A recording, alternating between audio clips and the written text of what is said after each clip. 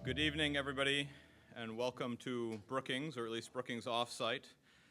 My name is Bruce Jones. I'm the Vice President for Foreign Policy, and it's my pleasure to welcome you here this evening for what I believe will be an important set of discussions tonight and tomorrow in this forum that we've entitled Refuge and Responsibility, the Syrian Refugee Crisis in 2016. Tonight we're going to start with the Syrian crisis itself. It's now in its 6th year and has created one of the largest forced migrations of the post-Cold War period and posed a deep challenge to the international humanitarian system, and I would argue to the moral fiber of the West. It's a crisis that's displaced half of Syria's population. 5 million refugees have flowed into neighboring countries and beyond, several hundreds of thousands compelled to make a perilous journey to Europe in search of refuge and in search of rights. And the world continues to search for answers in how we respond to stem the violence in Syria, to help the flow of people seeking safe haven, to support those who have fled to neighboring states, and to help integrate those who have arrived in new countries and in need of help in European and American societies. This forum is the latest in a series of Brookings efforts designed to advance a better conversation and more constructive policy ideas, to help educate the public around the plight of refugees and the advantages that refugees bring with them, to offer innovative ideas for forward action.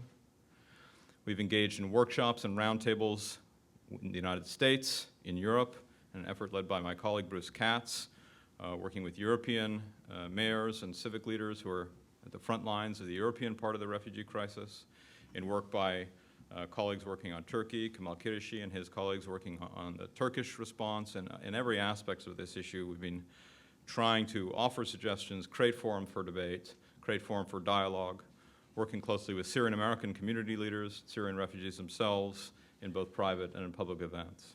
And I encourage you to go to the Brookings website to learn more about these activities. In this forum, our aim is to continue to elevate the political and the policy discourse on the refugee crisis with a particular eye towards 2 events happening in September. One is the General Assembly's high-level plenary on refugees and migrants, and the other is President Obama's summit on refugees. And tomorrow there will be a number of officials from the U.S. government who have the pen, so to speak, on the planning for that summit and will be with us to listen as we debate and offer suggestions. And the goal is to use the expertise that's gathered in the room today and tomorrow to identify key challenges and work through ideas to respond more constructively to the crisis. And all of you are from government, from NGOs, from civil society, from the academic sector, and you'll have a lot to share and to offer. We'll work through several different areas or circles of concern. We're going to start tonight with the Syrian crisis itself. Tomorrow we'll look more broadly at multifaceted responses to assisting refugees. We'll have a discussion with Deputy Secretary of State Heather Higginbotham, who has the responsibility for integrating refugees in this country. We'll work through the role of European cities in responding to the challenge, to frontline states, and we'll look to the question of the international refugee regime as a whole. For tonight, we're going to start at the core of the issue, which is the Syrian crisis, and recognize how tough this problem is. I think it's easy when faced with a crisis of this scale, it's easy to be overwhelmed by the complexity, and it's extraordinarily important not to be, and to remember that human agency and action and leadership can solve even the toughest challenges. The scale of the crisis is not, in fact, unprecedented. We shouldn't forget the 2.5 million people displaced in the Darfur and the Congo, 4 million people who fled, refugees who fled Rwanda after violence. The international community has been faced with large-scale outflows of refugees before. It is possible to respond. It is possible to construct responses to these issues, and we want to explore that today.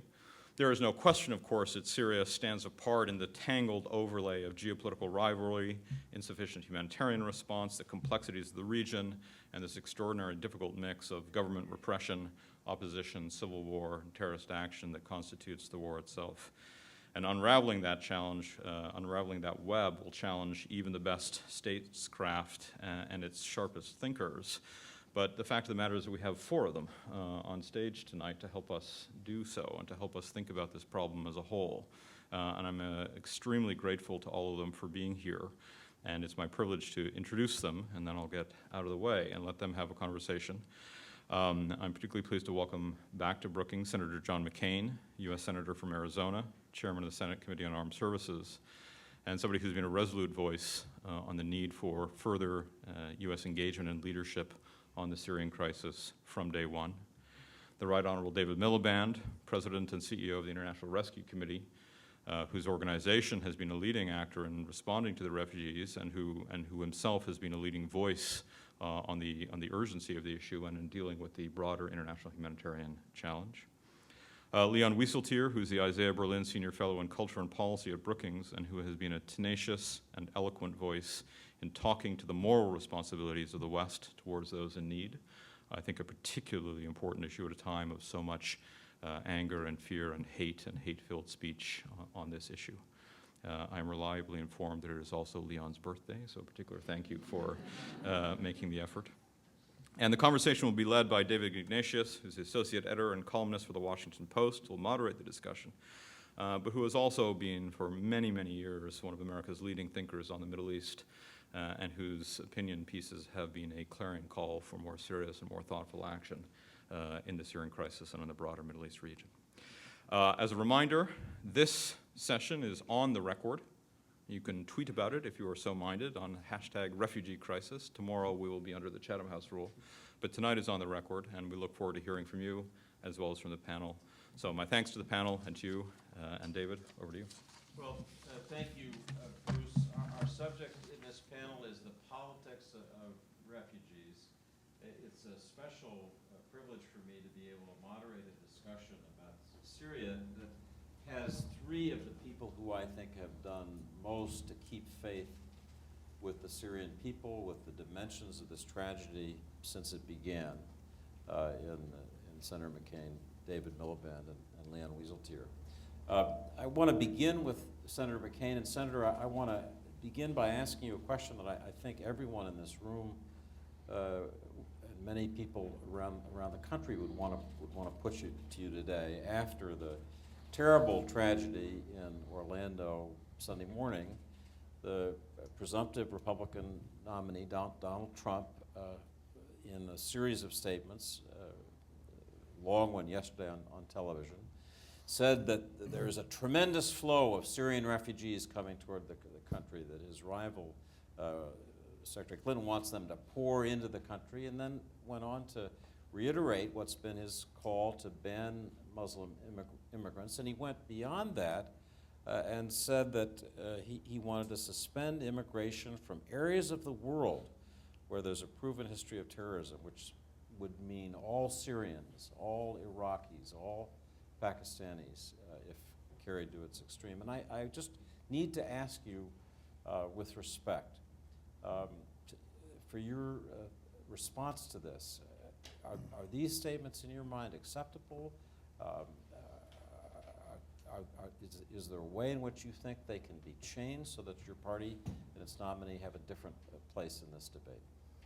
Well, first of all, could I just say thanks to Brookings? I have so many old friends and enemies in Brookings. I'm happy to be back, and Brookings continues to be one of the really premier institutions, I think, that provides policymakers and others, in fact, makes policy in many respects. It's a wonderful institution, and I'm always happy to be back. I'd like to thank this individual, David, who I think has the toughest job on earth. Many people in this room have been to a refugee camp. It's heartbreaking. It breaks your heart. It breaks your heart to see a family that had to sell their daughter because they can't live. It breaks your heart to see the conditions under which they survive. This man has done a monumental, fantastic effort on behalf of refugees, and I just want to say thank you, David, for all you do. And this man is not a writer, he's a poet. I know of no one who stands for principle and the things that I appreciate about idealism, which Leon represents. He also stands for principle to the point where he would even leave a job. So I'm a great admirer of yours. Thank you, John. But Trump.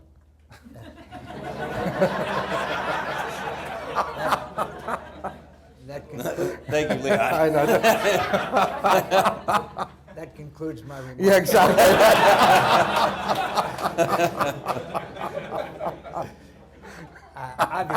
Obviously, I'm in disagreement with Mr. Trump on issues. I would just point out there or a couple of thousand members of the Muslim faith who are serving in our military in uniform. That speaks for itself. I do believe that there is a certain amount of validity to making sure that people who come to this country as refugees are adequately screened. I mean, that's just an obligation that we have. I also know that Mr. Baghdadi is calling in young men as we speak, giving them one of these that's encrypted and said, get in the refugee flow and we will contact you and you contact us and we will try to commit further acts of terror in Europe and the United States. It's true that General Breedlove, the head of our forces in Europe, said that Vladimir Putin is using the refugee flow as a way to dismember the European Union. So when you look at the numbers, 4.8 million registered Syrian refugees. David will tell you all of these numbers. Between 2011 and 2016, the number of Syrians applying for asylum in Europe was over 1 million. I went to Serbia about a few months ago before the Munich conference, and I saw this flow. And you know, one of the things I saw that was interesting to me was the large number of non-Syrian refugees, Afghans, from all over countries throughout that part of the world that want to get out of there. So obviously I disagree with Mr. Trump, but I also disagree when the President of the United States says that ISIS is a JV that couldn't wear Kobe Bryant's shirt. That goes down to me with the we won't peace in our time. A total lack of understanding of what was going on in the Middle East. And those of us there were those who apologized for everything that this administration does, as the kid from National Security Council talked about the echo chamber that was written about. Rhodes, Written about how there's an echo chamber out there, and There they it is. contact the pundits, and the pundits then reflect back. Now we are winning. We are winning. We are winning when we see this attack in Orlando, when we see people who are coming over to the side of radical Islam who are being either indoctrinated or contacted. So we've taken back half the territory, but we haven't taken back Mosul, we haven't taken back Raqqa, but we've taken back one hell of a lot of desert, my friends. So that's a success. This administration will go down in history. I just want to give you one brief comment. We had it won. We had it won in Iraq, and there's numbers to prove it, thanks to David Petraeus and the surge. And we left. And we left without leaving anybody there, and those of us predicted exactly what was going to happen. I wish I'd been wrong. And so then we saw Al-Qaeda move over to Syria, which became ISIS, which then, obviously, you know the rest of the story. Why do we have these millions of refugees? It's because of a failure of this president's policy, who somehow believed that if you leave conflicts, conflicts end. And again, we've got this echo chamber out there of the pundits who, whatever they do, whatever this administration does, oh, that's great, we're winning, we're doing fine. I mean, the quotes that I was going through today is amazing how well we're always doing, and yet we've got 5 million refugees, we've got unknown thousands dead, tortured, and yet we're doing fine. And I strongly object. And I think history will show very strongly that when this president came to power, you look at the map of the Middle East and look at a map of the Middle East today. That's all you have to do. If I could just, with respect, could follow up. Sure. And ask you, the comments about the JV we're familiar with, and Yeah. obviously we're grossly mistaken. The question that's so And difficult. the job of the President of the United States is not to be grossly mistaken, by the way. Go ahead. The question I think that this audience would benefit from hearing your views about is what to do now. We are in a moment where the politics of fear are clearly being demonstrated. And I want to ask you what Sure, you think about that, and what an alternative path is that is not about the politics of fear, but about security? The alternative has been and will be you got to kill them, and you got to take Raqqa back, and then you work on the. You're going to kill them there, or you're going to see more Orlandos. It's that simple, my friends. One place or the other. They have a base now that, by the way, they've got a chemical weapons factory, among other things, where they're sending these people out all over the world and metastasizing throughout the Middle East. So you kill them there. And then you have to go through this long process of delegitimizing this President refuses to call it, Islamic terrorism that is being fed by a whole lot of factors that David can address a lot more adequately than I can, and you go through that long struggle. But to think that you're not going to, that you're, what we're doing now incrementally, every time you turn around, maybe there's a relaxation on the rules of engagement, maybe there's a 50 here, 75 there, 100 there. My friends, I'm old enough to remember another war where we did exactly that and lost. So you got to go in with whatever force is necessary and kill them and get rid of them, and then you go through the long process of trying to stop the metastasizing, which is going on as we speak. And this is the same administration, by the way, that said we had to pull everybody out because we couldn't get a status of forces agreement with the Iraqi parliament, so we can't stay. Sorry. Anybody heard anybody in the administration call for a status of forces agreement with the Iraqi parliament today? Hell no. It was just a camouflage, a charade, and an excuse for getting everybody out. But I've got lots of quotes here. We are President of the United States. We're leaving behind the most prosperous, most democratic, freest Iraq in history. Are we really? Is that what we left behind? And do I feel upset about it? Yes, I feel upset about it because I know too many families of members whose sons died fighting in Iraq, and all of it came to nothing because this president wanted to pull everybody out after we had won at great cost of American blood and treasure. I could just ask one more question at the moment. We do have two other guests. Well, I'll turn to them shortly, but I just want to, in the aftermath of Mr. Trump's comments about flows of, vast flows of refugees coming to the U.S., there was a reference to hundreds of thousands of refugees coming to the U.S. Yeah. The numbers that I've seen say that from October to May, there were 2,805 Syrian refugees that were admitted, which is fewer than 1/3 of the 10,000 that the president had said that he would accept in this fiscal year. So I just want to ask you, as one of the leading people caring about this issue, whether that rhetoric isn't inflated and inflammatory and the wrong thing in the moment. Well, obviously his numbers were wrong, but let me give you the numbers that are right.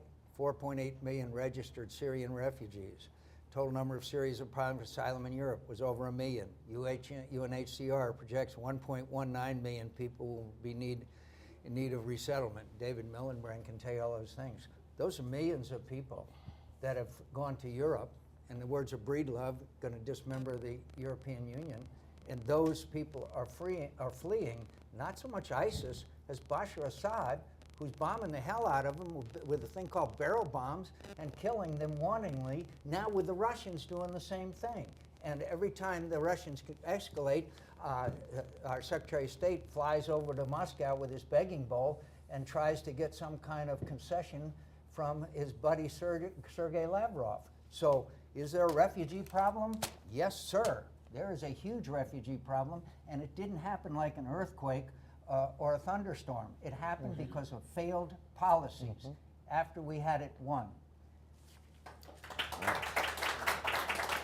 So I'm going to take Senator McCain's invitation or insistence and turn to David Miliband, the head of the International Rescue Committee, and somebody who is, as Senator McCain said, involved in so many of the good things that happen to try to protect and save people's lives.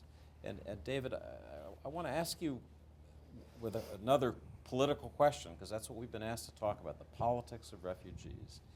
In your home country, originally, you're now living in New York, but in Britain, next week there will be a referendum on whether Britain should exit the European Union. And immigration and refugee flows are, from everything that I read, are an increasing issue in that debate. So I want to ask you first to tell us about Brexit. Do you think that it's possible that the withdraw vote will succeed? And second, if you could talk about how a politician can speak to this issue in a way that is humane, that accords with the values that you have, Senator McCain has, Leon has, but isn't political suicide. Well, first of all, David, let me say it's an enormous honor to be not just here at this event, but on the panel with the three gentlemen who are here with me, all of whom, in their own ways, have made a distinctive contribution to the global debate about some of the most profound foreign policy issues that the world faces. And maybe as the non-American on the panel, I can also help you recognize, as a predominantly American audience, something special about the strands of opinion that are represented on this panel here, because what you see is not every stripe of American opinion, but some of the most distinctive, principled, engaged, globally engaged strands of American life. And the fact that they're brought together in an institution like the Brookings for this kind of dialogue is what I think makes America special, in one of the things that helps make America special. And I do want to salute the different ways in which all three of you have helped shape the global debate, not just about the current issues, but over the decades.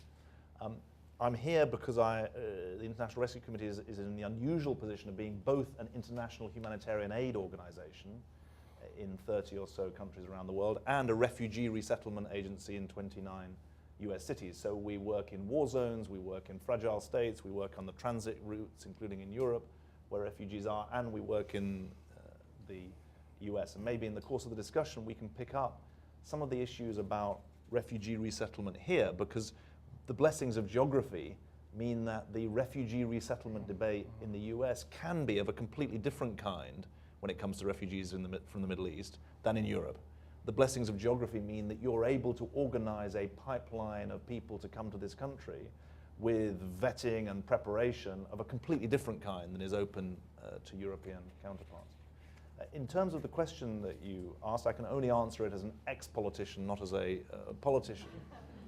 But some traces of my former existence will hopefully find their way into the silky prose that I can deliver. I mean, on the Brexit... They just did, David. Thank you, Liam. On the question of Britain's position in Europe, I would say that it's all to play for with 8 days of the campaign to go. The point about a referendum, unlike an election, is that there aren't the inherited traditions and muscles and reflexes that people bring to the polling stations when they're voting in a general election between Republican and Democrat here, between Labour, Lib Dem and Tory in the UK. So everything's to play for. The fact that 30% of people haven't made up their mind, I think, is true in this case. The fact that the debate is now extremely spirited is also true. And I would say there are 2 or 3 things coming together. One, this takes us into rather different territory from tonight's debate, but frankly, center-right and center-left all around the world are being challenged by globalization in very fundamental ways, and we can come back to the ways that's happening. But I would argue that the social order is being uprooted by globalization, and issues of inequality are being raised by questions of globalization, and the two come together in debates like that which we're having in the UK. It's important not to duck the immigration question, which is an important question in the minds of many UK voters. I think it's important to put in a coda, though. One of the things that I will be saying in the course of the next hour is that the immigration debate and the refugee debate both suffer when they become the same debate. Immigrants are leaving their country of birth to seek a better life. Refugees are fleeing from their country of birth for their life. There are rights for refugees and obligations on states towards them that do not exist in respect of the immigrants themselves or states towards immigrants. And that is for a very good reason. that if you're fleeing for your life, you are owed different obligations than if you're simply seeking a better life, and we can come back to that. I think that it's also important to say that the question of Britain's place in Europe is one that challenges left and right in politics. My party, I'm on the centre-left of politics. My party has had a history of being confused and divided on the European issue. Today it's united. Much like Republicans. Well, in the 1983 election, Labour was against wanted to withdraw from the European Union. Now we are 99% in favour. The right is now divided on the European question. So you can push harder on that if you want to. On the wider question of how should politicians and policymakers navigate these challenging waters, I would say 3 or 4 things are really important. One, you've got to uphold what you believe to be the morally right thing to do. And I think that's especially important when it comes to those who are fleeing for their lives. That upholding the obligations of states towards those who are fleeing for their life it seems to me to be the right thing to do and an essential thing to state. But it's not enough to state that you're going to do the right thing. You've also, secondly, there's a really important issue of competence as well as compassion. To be fair to the prime ministers of Italy and Greece, for 4 years, they've been saying to European counterparts, there is a European refugee crisis coming and we need it to be addressed. And because of the Euro crisis, because of the Russian invasion of Ukraine, European eyes were not on the refugee issue, and so Europe is now playing catch-up, and it's much harder to play catch-up. Thirdly, and critically, burdens have to be fairly shared. We'll maybe talk about the situation in Germany, which is playing a remarkable role in the midst of the European refugee crisis. But a big issue for Germany is whether or not there is relocation of refugees around the rest of Europe so that burdens are properly borne. I think there is a fairness issue. The fourth thing, just to repeat, to go back to where I started, our experience in the UK is that when the immigration debate and the refugee debate become merged, which happened in the late 90s, it's very hard for the public to steer a course. And I think that the fourth thing I would say about how politicians steer their way through is that they're avowedly clear that the obligations that exist towards orphan kids who are stuck in the fleeing Syria are different than the obligations of people who are fleeing from Morocco seeking a better life. And it's very important to uphold that. So Senator McCain quoted General Breedlove, our NATO commander, outgoing NATO commander, warning that these refugee flows, the explosion echoing from Syria, puts the European project at risk. And that's the kind of thing that you hear in the Brexit debate, except it's focused on Britain. That the future of our country, Nigel Farage would say, the campaigner for Brexit, the future of our country is at risk. We have to fight for our country against this explosion of refugees and disorder. And I want to ask you how you would answer that. If somebody came to you and said, you're a former foreign secretary, you know about that, how would you answer that question if put to you directly? So Britain is taking, and I'm sad to report this, 4,000 refugees a year. That is the total number of refugees we are taking. I used to represent a constituency in Parliament.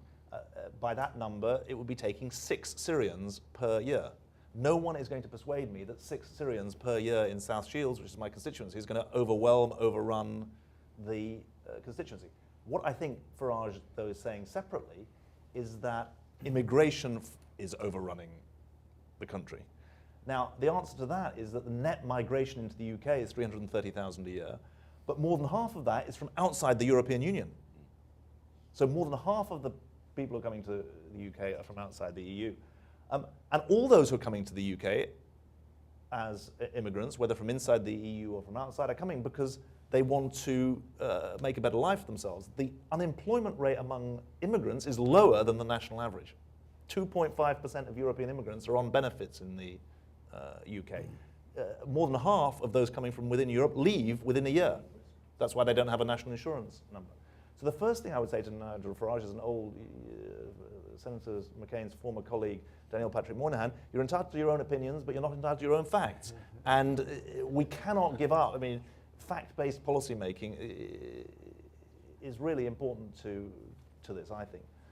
And I think the second point that is relevant to this debate is that there are choices that British governments can make, and frankly governments anywhere in the world can make, that are based on the choices that are available to them.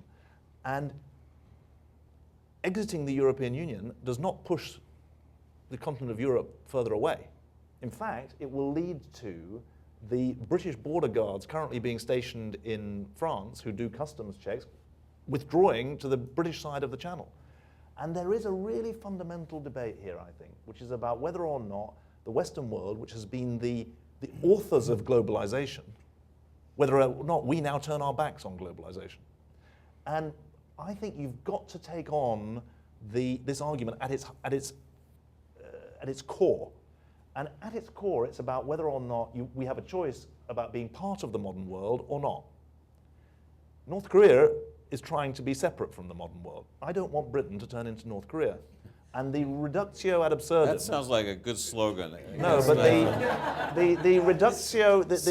We're not Pyongyang. In the end, where the Farage arguments, where the Brexit arguments lands, is that what will happen is if there was Brexit, you'd tank the economy, you'll reduce immigration, but you'll create a black hole in your public finances. As soon as you've got a black hole in public finances, you'll be cutting back further, and you'll be saying, hang on, we've still got too many immigrants. You're on an absolutely vicious circle. And I think it's an obligation on those of us who want to make immigration smarter and want to make globalization smarter and fairer and more sustainable in all sorts of ways. We've got to take on that argument. If we only fight at the micro level and don't fight at the macro level, we're reducing the debate to tactics. It's not about tactics. This is a strategic debate about whether or not the West is going to be part of structuring the modern world or separate from it or withdraw from it.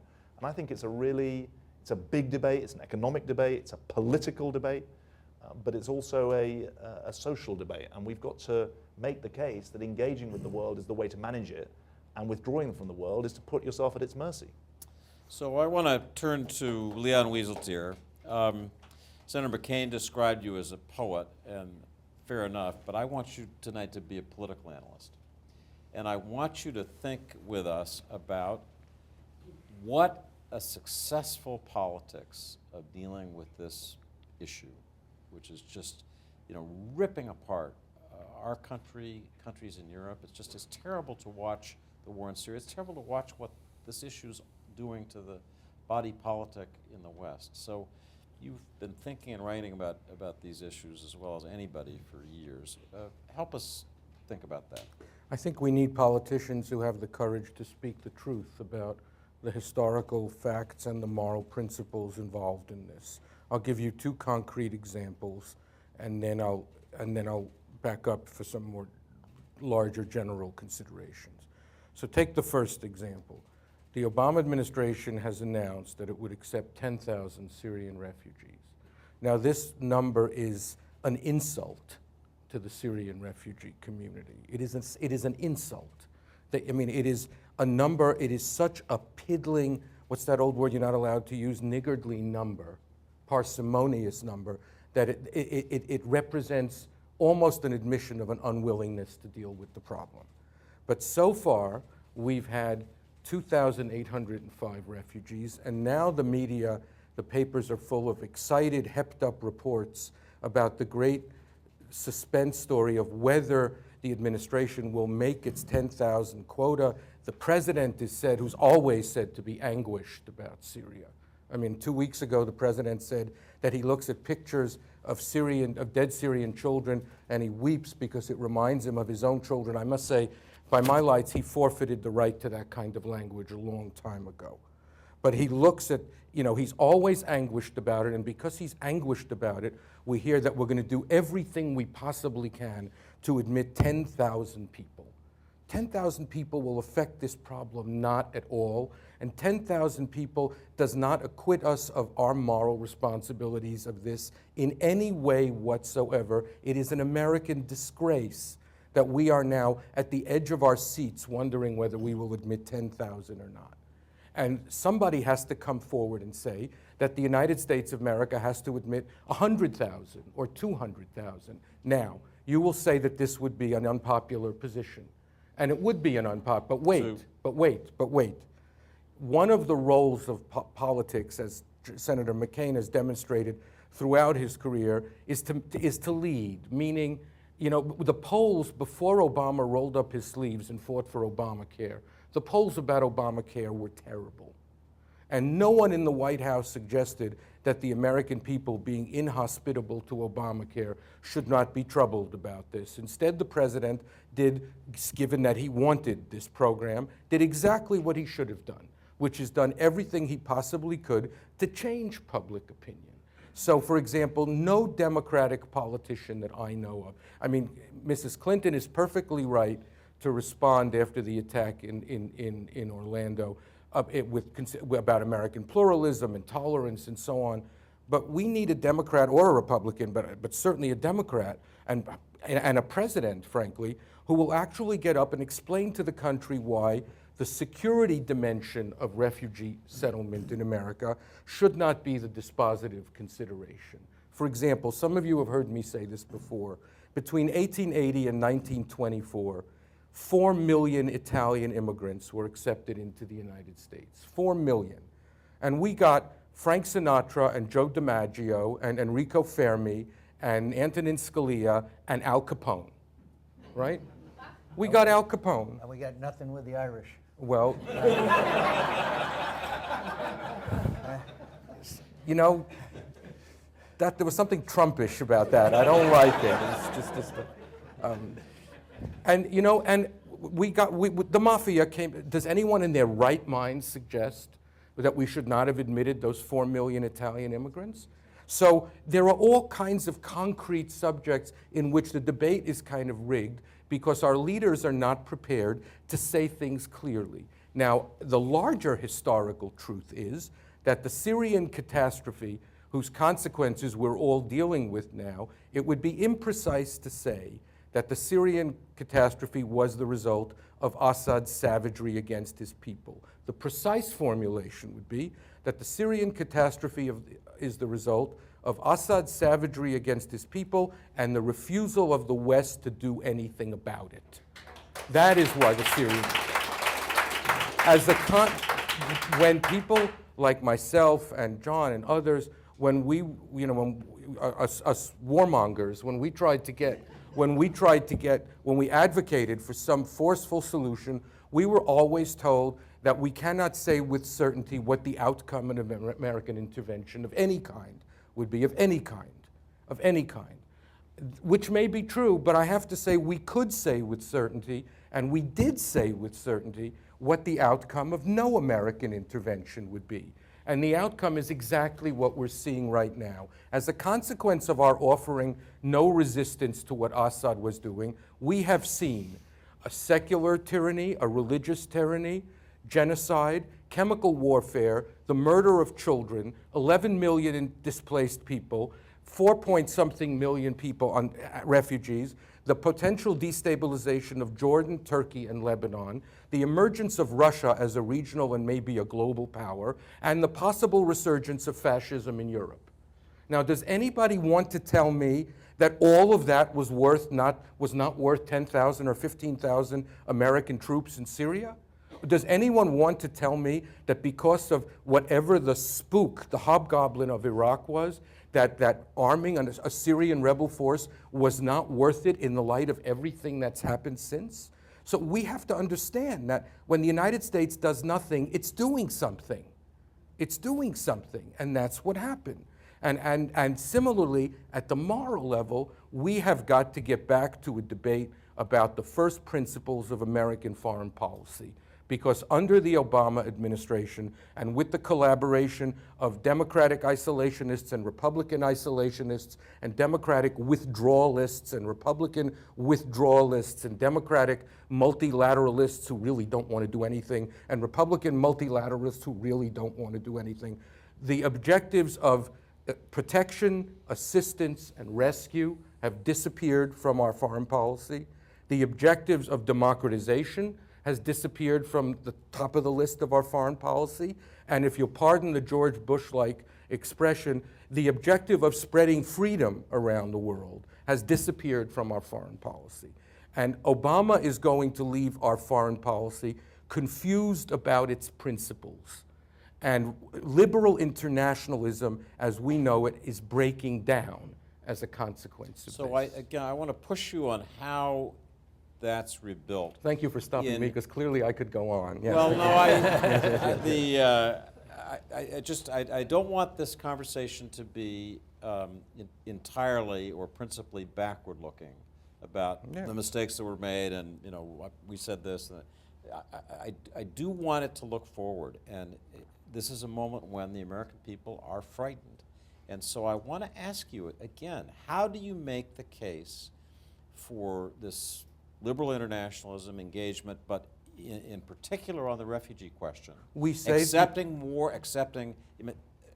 Obama's getting hammered for allowing in 1/3 of 10,000, and I agree with you that the number should be vastly larger. But how do you make that case in a way, I said it before, that isn't political suicide? I don't believe in the first place that the American people are an indecent people.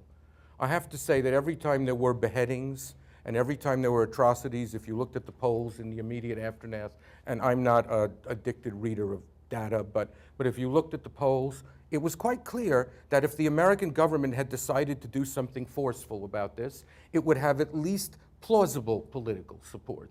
Maybe not overwhelming political support. On the other hand, the Constitution gives us one president at a time, and he gets dealt one historical hand, et cetera, et cetera.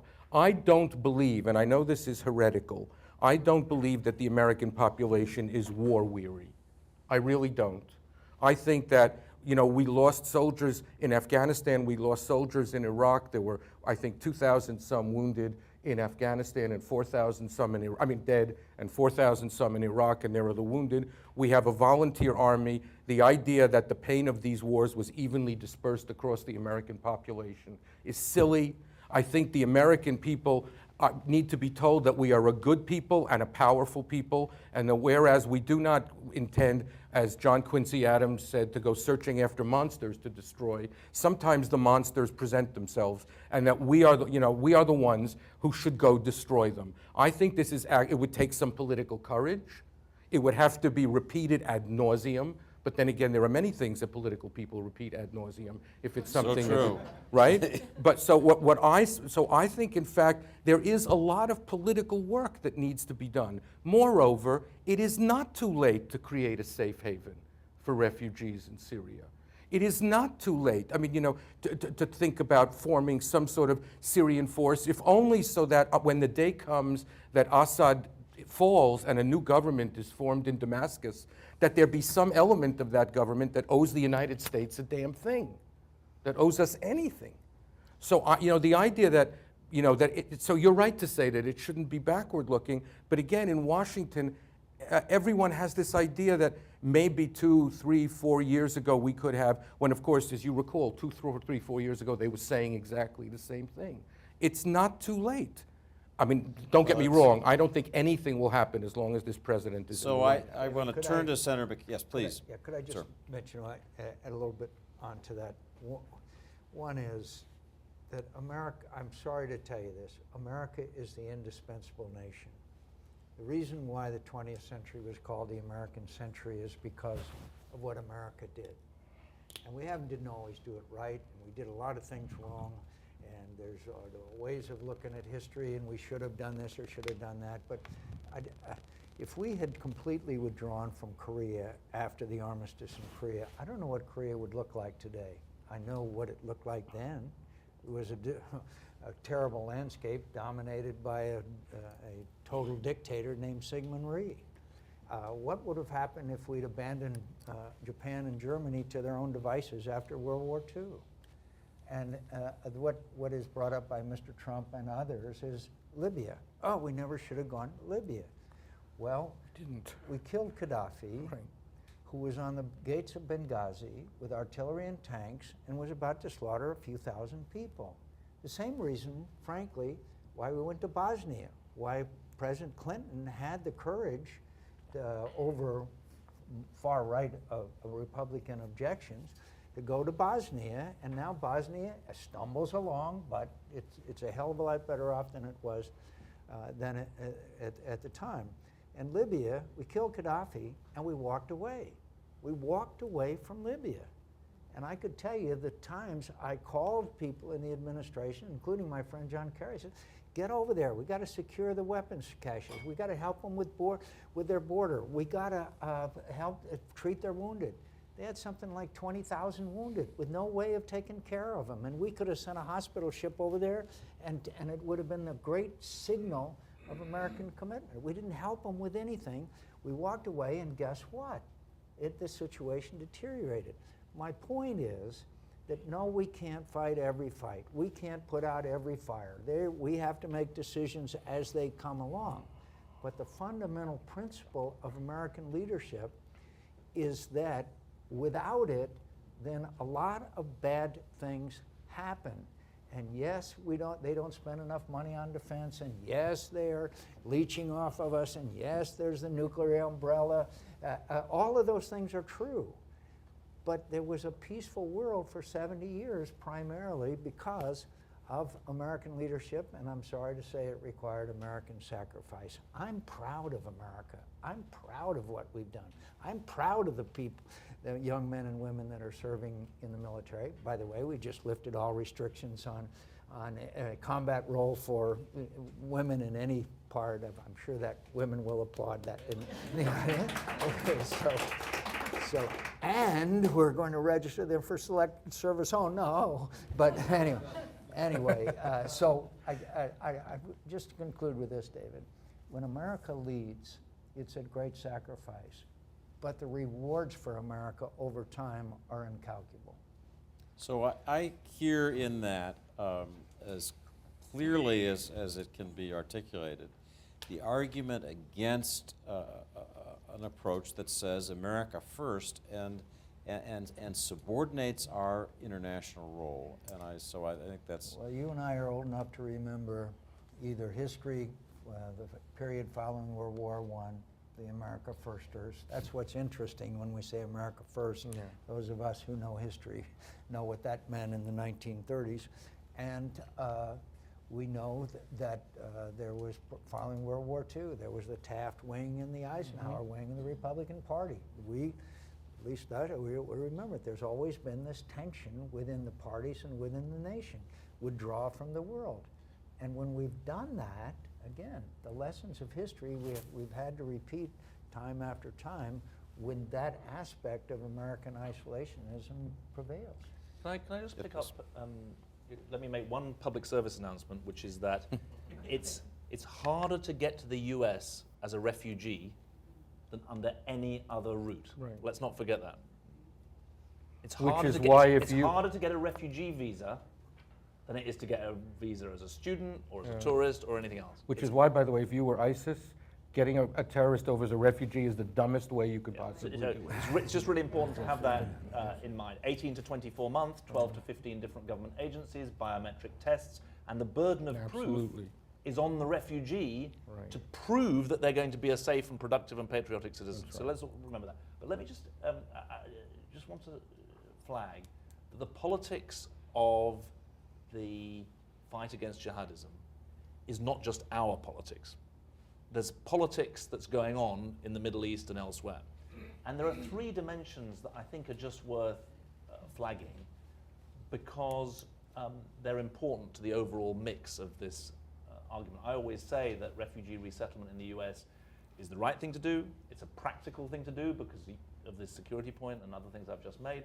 But it's also smart because the last thing that ISIS want is for this country to be a genuine beacon of what it means to be a multi-faith, multicultural, etc. society. But the politics, it seems to me, within Sunni communities across significant parts of the Arab world have three aspects that should concern us, engage our minds.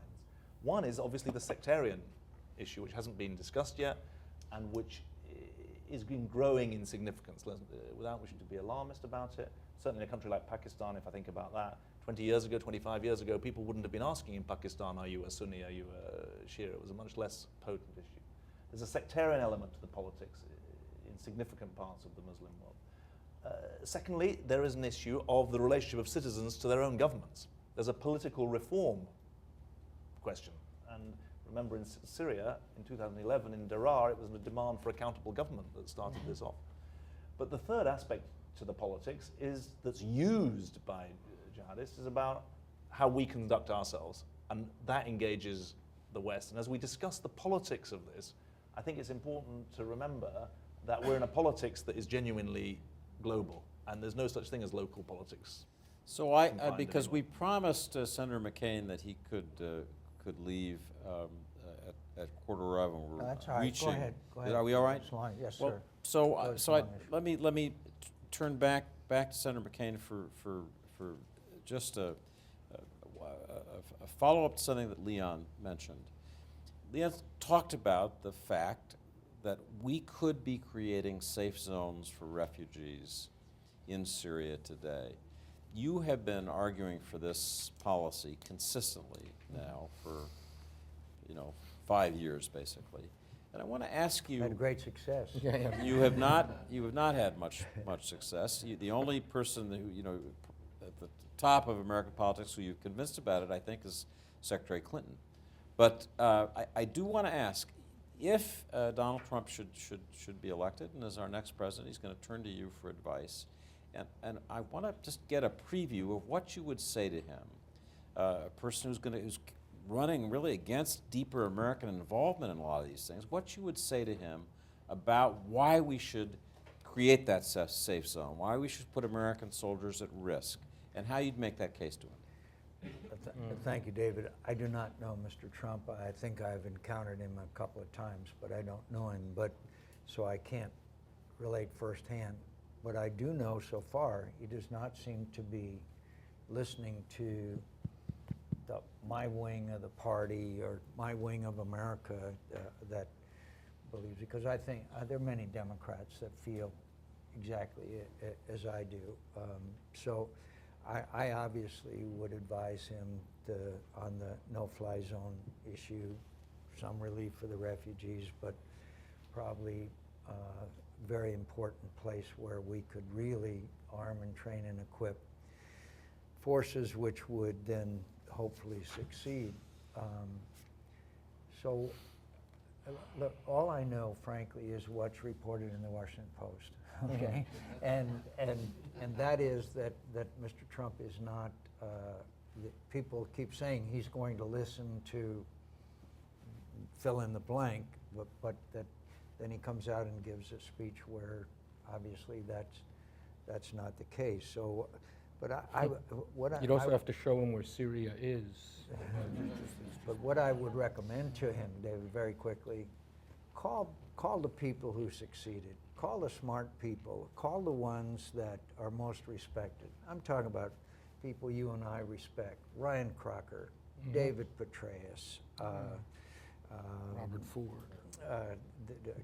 Bob Kagan. John McCain. Maybe so, but that thing about people that get captured. But anyway, anyway, I would say call in these smart people that we are blessed with a generation of military leadership that is, I think, is as good or better than any we've ever had in this country, and diplomats along the lines of Ryan Crocker and so many of these others that we've encountered along the lines. They're the best I've ever known, and I'm proud of their predecessors. But these are the people that have been leavened by 15 years of conflict. I would say call in these people and listen to them and listen to their advice, just the way that in 2006, when things were going to hell in a handbasket, George W. Bush finally fired Donald Rumsfeld and called in these people and orchestrated the surge, et cetera. It's time to call in wise people. And I'd include Kissinger in that group. And they're there. That's what I would do. Let me ask Leon a question he and I talked about just briefly before we came out here. We've just celebrated a month ago the 100th anniversary of the Sykes-Picot Agreement. And we see, among many other horrible realities of this conflict, is the reality that the Sykes-Picot world is stressed and may never return. And I want to ask Leon, whether, in your mind, it's time just to let go of those borders, those ideas of countries, whether U.S. strategy should explicitly embrace the idea of something different, or whether we should leave it to the people of the region. Don't try to impose a solution now, just as people shouldn't have tried to impose one in 1916. Look, I think the first thing we have to do is keep our heads. I think that the region is obviously undergoing turmoil that has to do with the fundamental nature of the political order there. The really important, we thought for years that the great event of our time in the region was the Arab Spring. In fact, the most significant event of our time in the region was the failure of the Arab Spring, which is a truly heartbreaking event. But if what's happening in the region is turmoil that may eventually lead, and I'll get to this in a moment, to political reform, to the slow emergence of some sort of democratic order, we have to remember that democratization is not an event, it's a whole era. It takes a very long time. And there will be actors in that process who will need our help and who will deserve our help,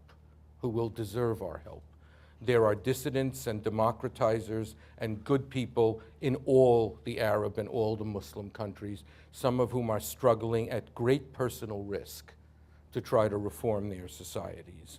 For me, my first big tip-off about what was coming with Obama was his response to June 2009 in Iran, when there was a democratic rebellion, and we behaved more or less indifferently towards it. I think that we are not here to draw any maps or any lines. I think that it's not yet clear to me, certainly not yet clear to me that the state system in the Middle East is over.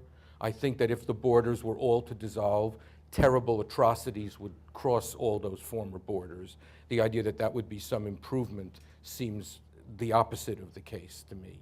I think that there will be humanitarian emergencies that will require immediate action on the part of the West. And the thing about humanitarian emergencies is that unlike crises, if you don't go in strong in the beginning, you've misunderstood the problem, you failed. You do not escalate in your response to a humanitarian emergency. You do whatever it is that is necessary at the moment of pain.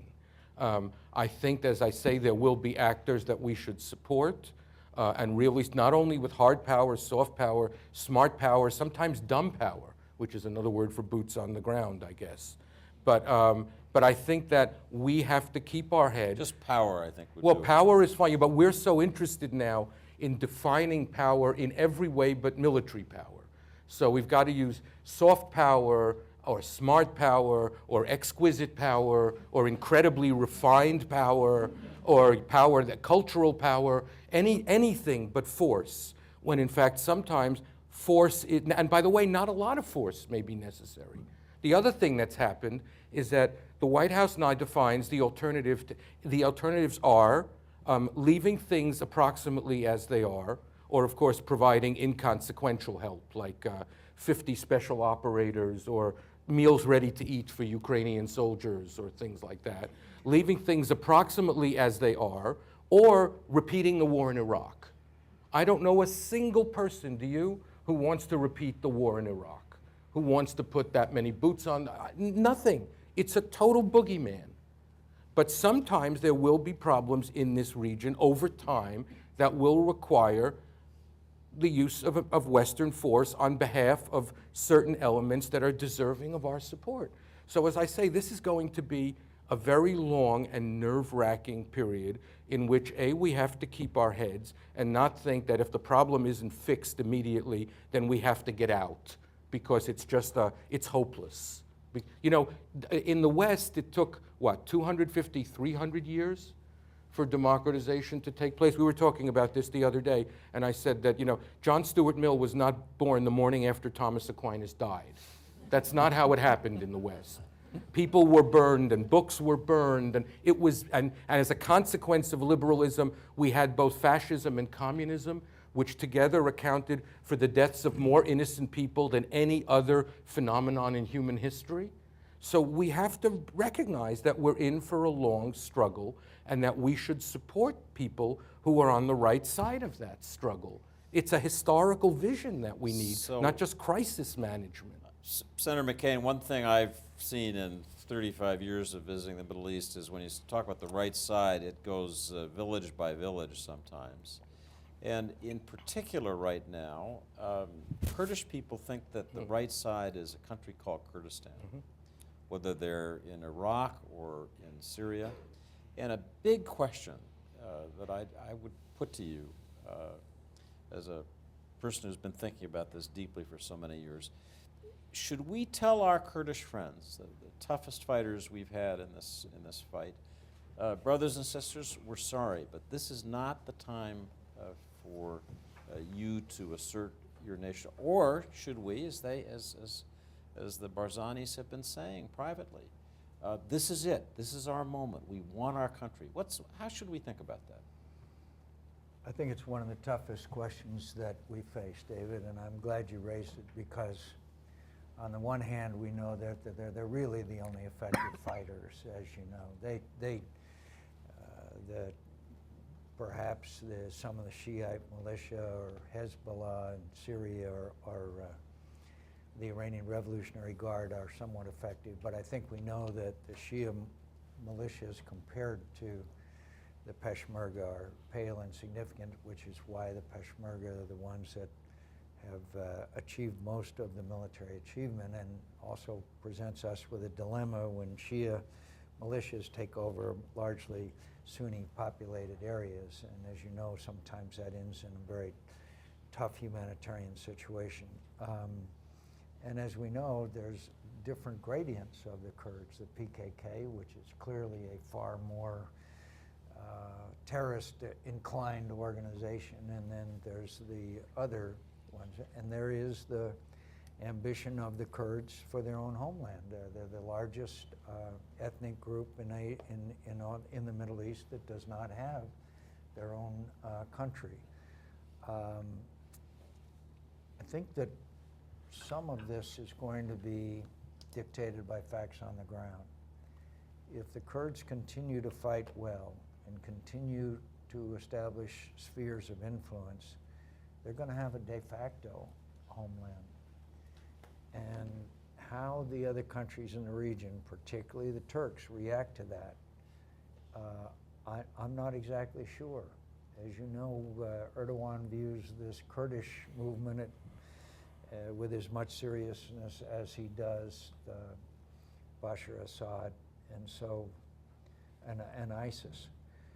I think this is one of the complexities that's bred by all these years of conflict and back and forth and shifting alliances, and what's al-Nusra doing and what is their relationship with the Kurds. If I had to guess, if I had a crystal ball, I would say that at some point there's very likely going to be some kind of Kurdish establishment. I don't know if it's an autonomous region or outright independence. I'm not sure. But one thing the Kurds have proven is that they have the most effective fighting force in the region, and they're going to therefore demand recognition for that. And as you also know, for the size of their population, they've suffered a pretty high rate of casualties. But to sum it all up, because of the shifting situation in that area, I'm not sure exactly what the outcome's going to be, because if you'd asked me a year ago if the Russians would have the dominant position that they have today, I probably wouldn't have predicted that they would. So it's a little tough. That's a very tough question, and I don't know if David or Leon has an opinion, but I don't have a good answer. I just 3 weeks ago was in northeastern Syria, and we have not announced it. I'm not sure fully recognized it, but we are running a version of Operation Provide Comfort in the Kurdish areas of Syria. And as happened in Iraq, once people have had a taste of that, they are not going to give it up. And so we're just going to have to deal with it was a necessary alliance, but it has consequences. I promised that we would go to this amazing audience for questions. There's so many people here who are deeply knowledgeable about these issues. So with the permission of my panelists, I want to turn to you and ask you for your questions. We do have another 15, 20 minutes before the end. I know Senator McCain. No, I'm fine. Okay, so let me ask, yes, Shibli. Hi, I'm Shibli Talhami from Brookings and the University of Maryland. I just want to make a comment related to something Leon said about the president being a little more aggressive in his refugee policy and stating something like 100,000 instead of 10,000.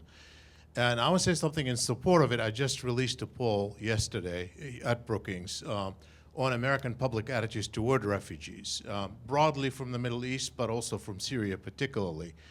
And what's interesting is that if you look at, when you ask people, how many refugees should we have? You know, in just an open question, they could write anything they want. This is a national survey of Americans. And they write a number, but the number is interesting because first we give them information about what the president has said.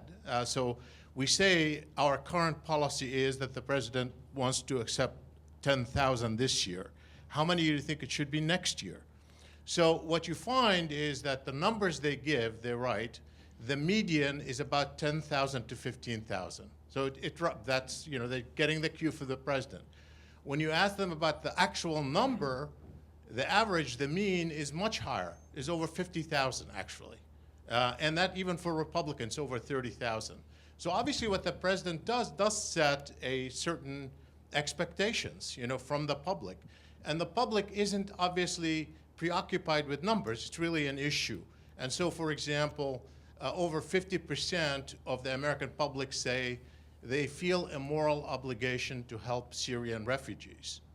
And when you probe a little bit further in terms of what their idea of numbers is, you ask them a question about how many, for those who oppose refugees, what are you most concerned about? Half of them are concerned about terrorism, of course, those who oppose it.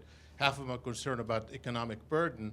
But when you ask them about the security issue, how many do you think have been, of the refugees accepted since 9/11, have been involved or arrested for terrorism? We know the number is roughly 3, and no more than that. Only 14% get that.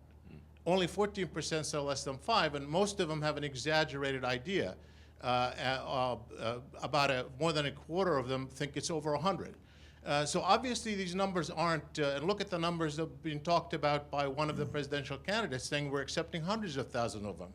And it's not even being fact-checked by the audience. So I think the issue is one of principle, to put it on the table and make the moral argument. And I think the numbers, I think the public will swallow the number if you put 100,000. And that'll become the new benchmark. Some people will fight it, some people will be higher, but it'll become the new benchmark in my opinion. Well, Senator McCain, is that just to enunciate a number and then assume that the public will just accept it because the president said that's the number? I think there's another aspect of this, and that there's a great fear out there that in the refugee flow will be terrorists who commit acts of terror in the United States. I don't know what percentage of Americans know that this person who perpetrated this horrible, horrific crime in Orlando was not a refugee. Right. They see his name and they think, and so I think they have to be, they relate, as you say, they relate to 9/11. So there has to be a certain amount of confidence. If I were sitting in the president's chair, something I think about occasionally, I would say my first mission, if I wanted an increase in refugees, is say, my fellow Americans, here's what they have to go through before they can get into this country. So that Americans would have the confidence that there is no possibility that someone would come from the Middle East and then sneak into the United States, get on this contact Baghdadi and commit an act of terror. I think that's when my conversations with my constituents in Arizona, that's their big concern. They're big-hearted, but they don't want to be party to something that would lead to another act of terror. Yes, please. Good evening. My name is Shelley Pitterman. I'm from the UN Refugee Agency, UNHCR. The challenge of it taking so long, of 12 to 18 months, if not longer, through all of the security checks, is that it's no longer an act of rescue. As a child of a Holocaust survivor, to wait that long to come to the United States changes the nature of the purpose of resettlement. But so the question I'd like to ask of Mr. Miliband is, from your experience working with communities as IRC does, what would be, as you said, all politics is local, what should be the message from the bottom up? We've been talking a lot about what the president should say or what the president should do, but what are the people, what are the mayors saying from your experience? It's really nice to be able to answer that question, because amidst all of the political polarization, as we resettle Syrians and others around the country, what you find Americans doing to their new neighbors is saying, where are you from? How can I help? Where's your kid going to school? And the truth is that that American story of bringing people into their community is one which is going on every day. And we know from our experience that if you get the kids an education, teach the parents English, get someone in the household a job, and just in parenthesis, 81% of Syrian households that we resettled in 2015 had someone in work within 6 months. And fourthly, get them on the path to citizenship. After a year, they get checked. After 5 years, they can become citizens. You've got the route to creating productive citizens and big contributors to local communities. The great advantage that you have in this country when it comes to Syrians, frankly, the great advantage that you have in this country when it comes to people from all over the world, is there are Syrian American communities around the US ready to welcome people in. There are people from every country in the world in this country ready to welcome people from that country. So the local message, and it's interesting, in 36 state governors have said they've got concerns about people coming from the Middle East. The mayors of the big cities are actually standing up and saying, we want to be part of the movement. And so that's very, very important. I think that we work with people of all parties and none right across the country. And I think it's the refugee resettlement is a success story. Frankly, one of the things we're going to be doing in Europe over the next year or two is taking the lessons of the American story and helping Germans and Greeks and Serbians outside the European Union, but other European countries who want to know how can they replicate some of the success that you have had from the very simple foundations that I've said. Let me, just while I've got the floor, we can't let this session end without mentioning the words Jordan and Lebanon. Those two words have not been mentioned. I did. I mentioned them, but never mind. Okay, so I was listening so carefully that I forgot. David, would you care to elaborate on my We can't allow the words Lebanon and Jordan. Remember, you'd think that the vast bulk of the world's refugees are ending up in rich countries. That's right. They're not. 86% of the world's refugees are That's ending right. up in poor or lower middle income That's countries. And when you tell people Lebanon is a country of 4.5 million people, it's taken 1.2 million refugees. That's right. Jordan, the second closest ally of the United States in the Middle East, if we're going to do anything in the next few years to promote stability, Jordan, 6.5 million people, 750,000 registered refugees in that country. The government says there's another 600,000 unregistered. There are some real basic points about making sure that kids get an education. 200,000 Syrian kids in Lebanon, no education, 5 years into the war. These are not difficult public policy questions. They're basic public policy questions that require fundamental change in the humanitarian system, because it was built as a system 50 years ago to help people survive for a few months before they went home. Now we've got to help those kind of countries help people thrive. And that is core to the confidence and the effectiveness of the humanitarian system going forward. And it speaks directly to this point that we're talking about long-term displacement, not short-term therapy. Could I just mention one additional point? Refugee camps are breeding grounds for extremism. And we have to make people understand that. When they have no hope, no job, no future, that's the most fertile ground.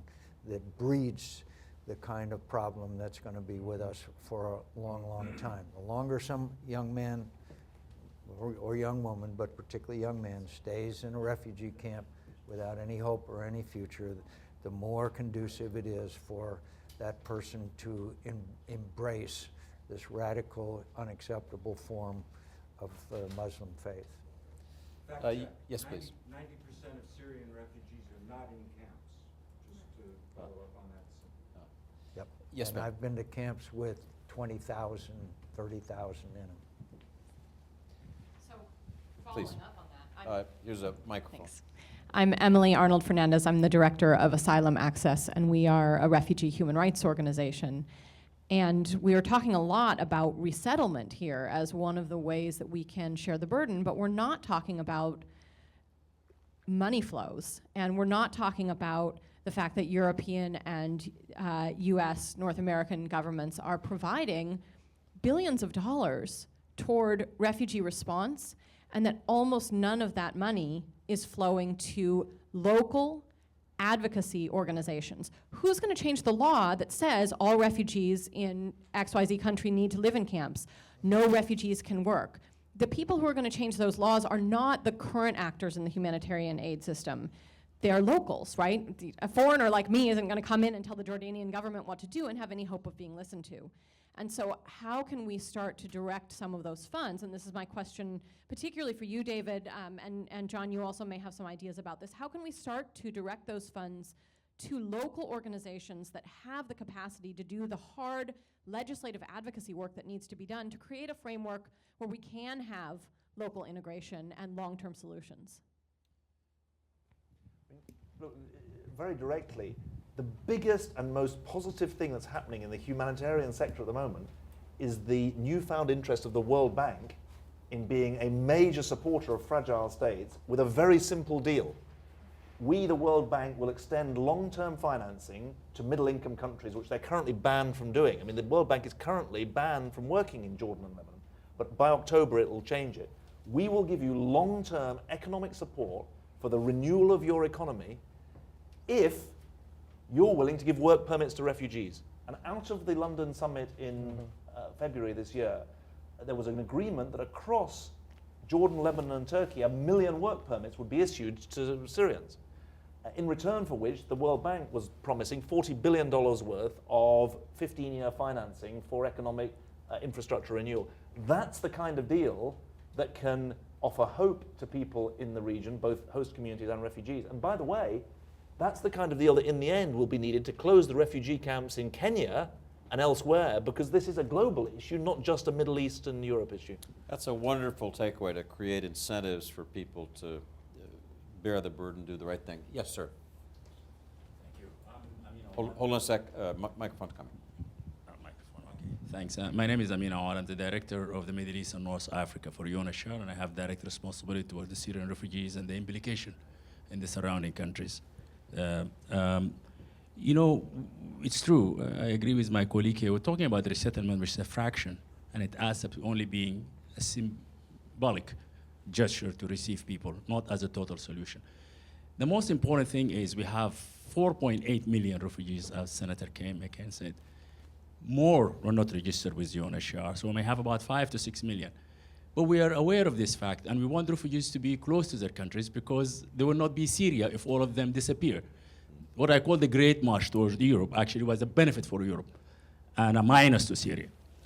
In a dinner with the Minister of Migration not long ago in Geneva of Sweden, Migration, who said the 80 to 100,000 refugees that ended up in our country, when we did a survey of our needs, only in the medical sector, in the health service, because most of our technical people and skilled people went to Norway for a higher pay, we were able to bring the Syrian refugees, doctors, nurses, technicians, to fill the gap in all provinces of Sweden. So there is an added value there, and I'm happy about it, but I'm not happy about the fact that Syria will be dried up of their people and they cannot build the Syria again. This is the real issues that we have to deal with. Thank you very much. That's a powerful point, and it is stripping the human capital from these countries. We've come to the hour at which our session is going to end. I'm reassured that you're going to be able to spend the next day talking about about these issues. I'm going to ask our panelists to make brief concluding comments before we leave, starting with Leon.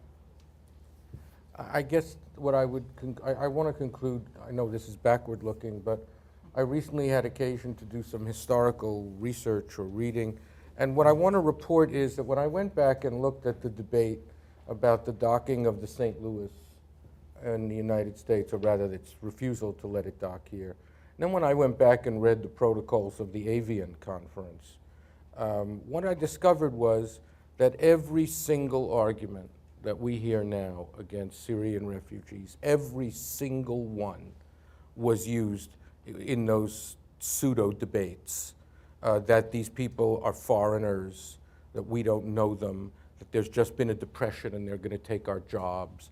I mean, there is a sense in which the decision of the United States to accept or not to accept refugees is really the decision of the United States whether or not to be the United States. There is some sense in which our self-definition, our identity as a society is at stake in this policy. It's not at stake in every policy that every government has, but there are certain policies that really do broach the question of who we are and what are our values and what do we want to teach our children that we are, quite frankly.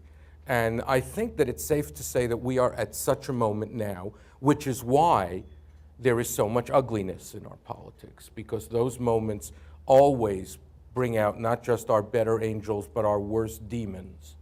And I think that the struggle that we're facing over this question is it's a fundamental struggle over who we are and nothing less.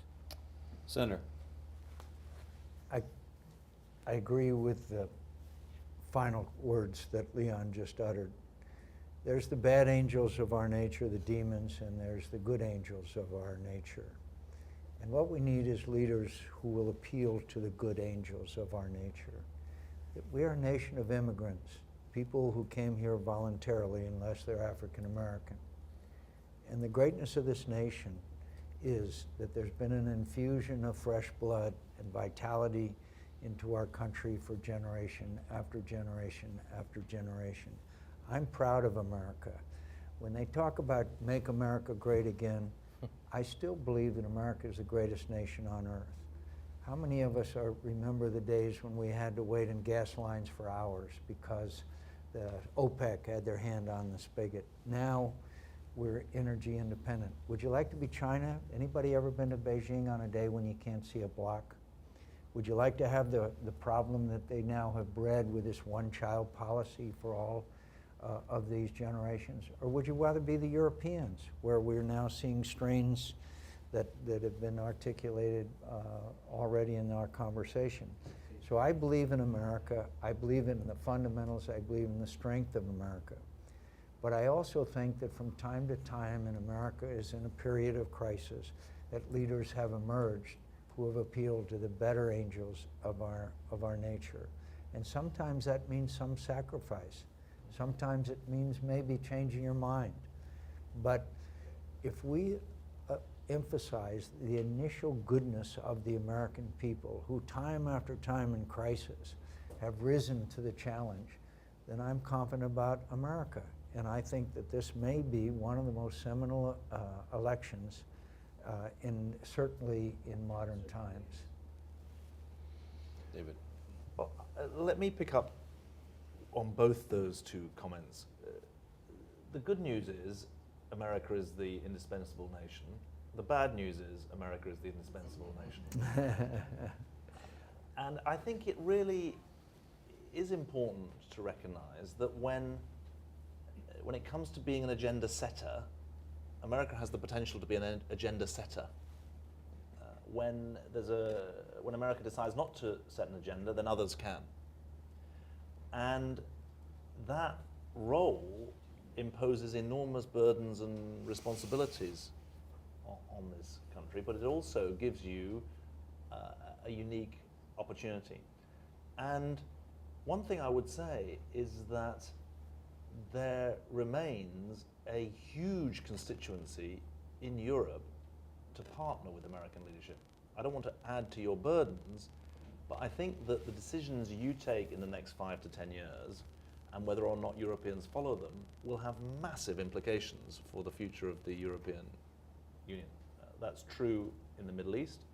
Frankly, it's true in your pivot to Asia as well, because an America which pivots to Asia with Europe is going to be a much more effective engager of rising Asian nations.